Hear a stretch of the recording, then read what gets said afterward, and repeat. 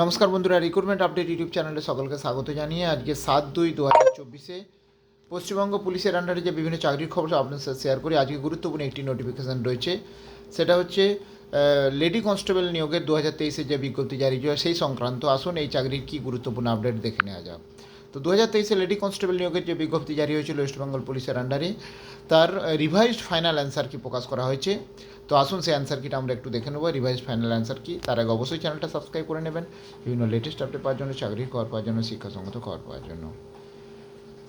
তো lady constable নিয়োগের final answer কি যেটা প্রকাশ করা হয়েছে, আপনারা একটু ভিডিওটা পজ করে দেখে নেবেন। প্রশ্ন সহ উত্তর এখানে রয়েছে।